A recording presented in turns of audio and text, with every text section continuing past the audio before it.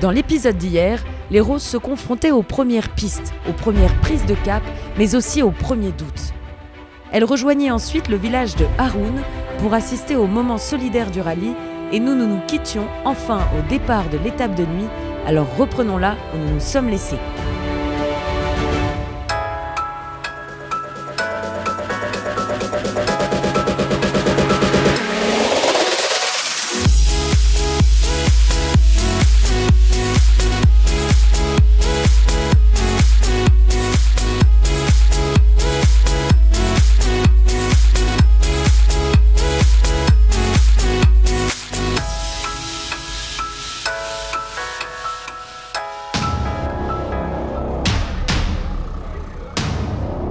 La nuit vient de tomber sur Merzouga. Alors, est-ce que je peux récupérer votre recours, mesdemoiselles? 18,52. 1849. 3, 2, 1, go! Allez, éclatez-vous! Ça y est, les roses s'élancent pour la deuxième étape de la journée. Elles vont devoir suivre attentivement les indications du roadbook dans le noir complet, pas de repères visuels, peu d'éléments concrets auxquels se raccrocher, alors mieux vaut ne pas dévier du tracé. C'est la panique.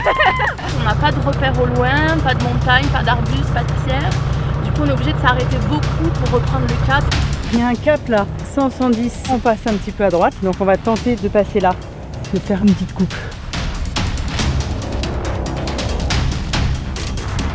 Dans la nuit, on assiste à un balai incessant de phares. Pas du tout pareil que la journée, donc on va lui faire confiance. Donc là, tu veux aller tout droit. On va y aller mollo.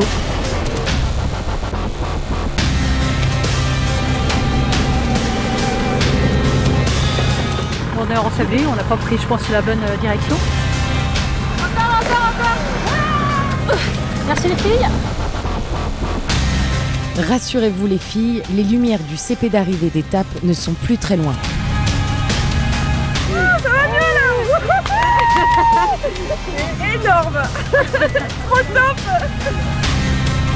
On s'est planté, on a bien ensablé, des copines, c'était génial. Les filles vont pouvoir regagner le bivouac pour une bonne nuit de sommeil. Au matin de cette nouvelle journée, le bivouac de Merzouga se réveille. Et si une certaine tranquillité se dégage, ne serait-ce pas le signe du calme avant la tempête? Bonjour à tous, le soleil se lève sur Merzouga, les roses ont eu le temps de se reposer un peu et de prendre un petit déjeuner. Aujourd'hui, c'est une spéciale qui va compter au classement, près de 218 km,5 km, c'est ce que les roses vont devoir affronter aujourd'hui. On regarde. L'évolution des participantes est fluide sur les premiers kilomètres de tracé. Ce tracé est choisi évidemment pour ses décors somptueux, mais aussi pour la multitude de choix de navigation qu'il propose. Il va confronter les roses à une orientation pointue. C'est bon, 290, mais tu tires là. On va aller vers où ce que notre destin nous donne. Une course d'orientation au roadbook impose une perpétuelle vigilance. Il faut avancer pas à pas, On est là. de case en case. Nous sommes au PK 46.6 et pour l'équipage 17, cela semble se corser. On s'est arrêté suffisamment tôt pour ne pas s'enliser complètement et pas poser la voiture. Sur un tracé de plus de 200 km comme celui-ci, les filles sont soumises à des interrogations constantes.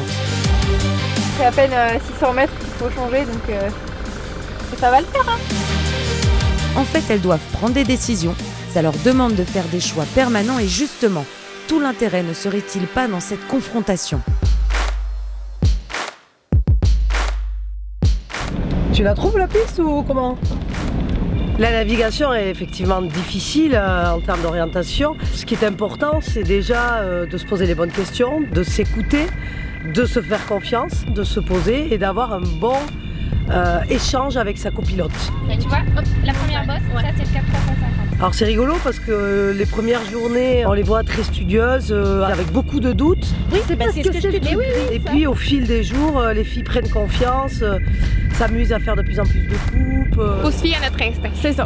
C'est ça qui est difficile. On va y arriver. Alors celles qui l'ont déjà fait, bien sûr, elles arrivent avec un temps d'avance sur la lecture des outils, l'appréhension du désert, le terrain inconnu, etc. Et là, elle est dangereuse, on anticipe 10 cases.